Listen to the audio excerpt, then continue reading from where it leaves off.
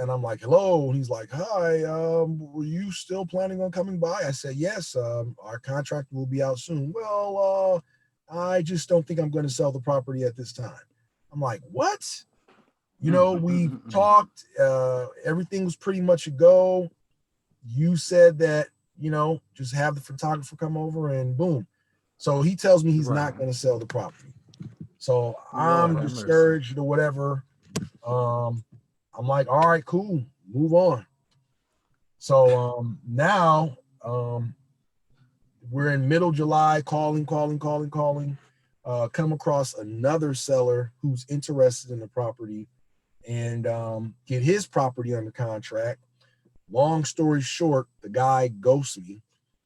Had his property under contract, I think for like $6,000 or something like that. Mm-hmm. Oh yeah, I remember that. Oh yeah, that sounded like another golden one. I was like, oh man, that's a steal right there. Like somebody had offered them 5,000. You called and offered 6. They was like, okay, yeah, I'll take that, and then just ghosted you. Yeah, I remember that. Ghosted me. So now I'm like, man, what am I gonna do? The guy just ghosted me. So I was actually home in Milwaukee at the time because I'm getting my folks ready to move out to California. So I'm just going through some leads or whatever. And I said, you know what, let me call this Jeffrey guy back. Let me see if he's open or whatever. Let me see if he has sold this property. So I call him back. He's like, hey, this is Jeff. I said, hi, this is Garrett. Just wanted to follow up with you to see if, you still had that property, see if it was available. Well, I sold that property, but I may have another one available. And I'm like, oh, really? He's like, yeah, I may have another property available. You think you can come by and check it out? I was like, well, what's the address? So he gave me the address. I had some other leads in the pipeline as well at that time in Milwaukee. So I wasn't really tripping on this guy. The guy had already flaked out on me. He stood me up. I wasn't really looking to really get back with this guy. I don't blame you. So about a week later, I'm back in California. He gives me a call and was like, hey, did you have a chance to check out that property or whatever? I said, no, I didn't. And so I said, you know what? I will take a look at it. Let me run the numbers. I'll give you a call back. Right. So actually followed up with him and, we negotiated it. I think he initially had wanted $70,000 for the property. Got him down to $49,000 for the property. And so, I was excited, super excited. And then he said, well, I'm going to have my attorney look at the contract and I'll get back with you. And I'm like, attorney? I'm like, well, what else do you need to look at? I even went over the contract with him. Right. And he says, oh, well, I really don't know you. You don't know me. I just want to run my attorney by this and have him look at it.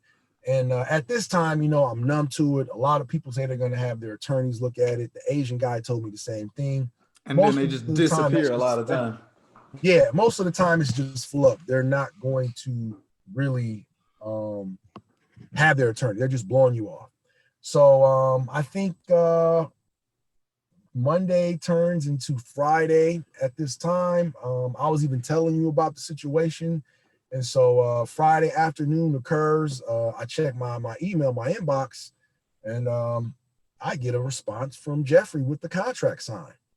But then I get a response from his attorney, his actual attorney, and said that they want to do an amendment change on the contract. They want me to put down $2,500 instead of the $1,000 deposit, and they wanted to move up the closing date.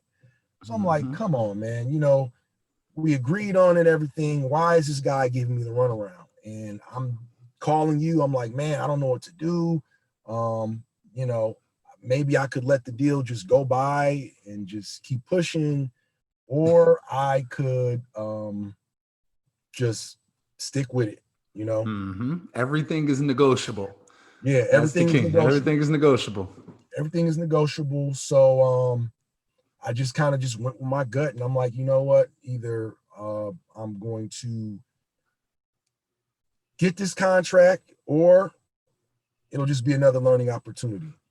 So I told him that I would have my attorney get back with his attorney, and I'll follow up with him.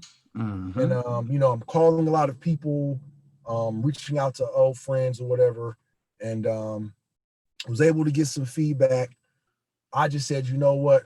I'm going home. I'm going back to Milwaukee. I really need to try and close this deal out. So ended up taking what little cash that I had left, bought a plane ticket home. I think I got there Monday morning. Reached out to a family member who referred me to their attorney. Ended up getting that attorney to represent me.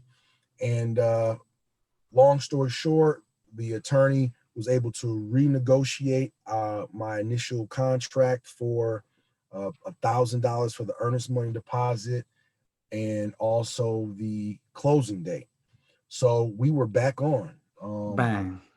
Just like that. And then he agreed to that too, like immediately too, right? It wasn't even like no flack. And as soon as you got your attorney involved, their attorney reached back out like, okay, and just went with it. Yeah. See, but if it was just you, who knows what would have happened?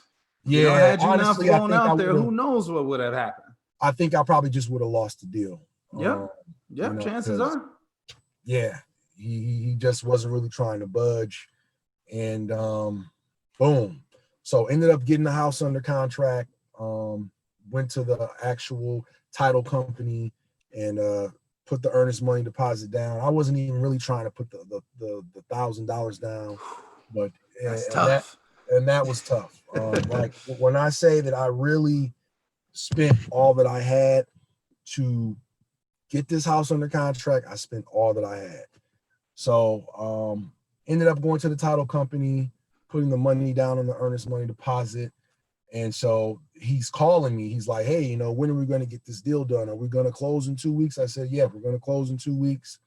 So I started shopping my contract around to several cash buyers.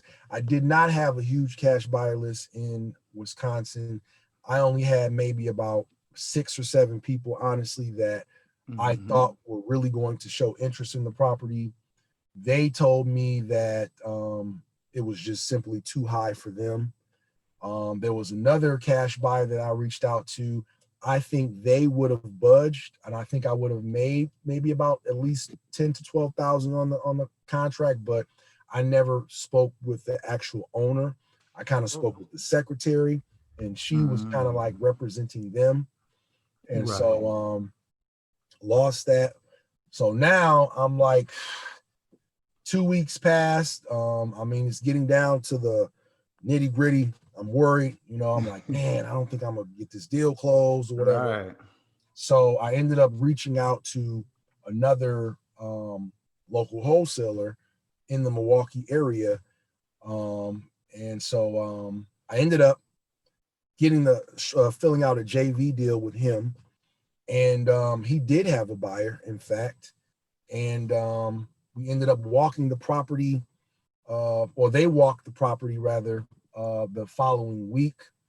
And what was the actual date? I think September. It was the second week of September that the property actually closed. I had to share in the profits. Unfortunately, we had locked it up. The spread was 7,000. I made 3,500 off the deal. Right. So, yeah. Hey, so, man, that's a journey though. That was a journey.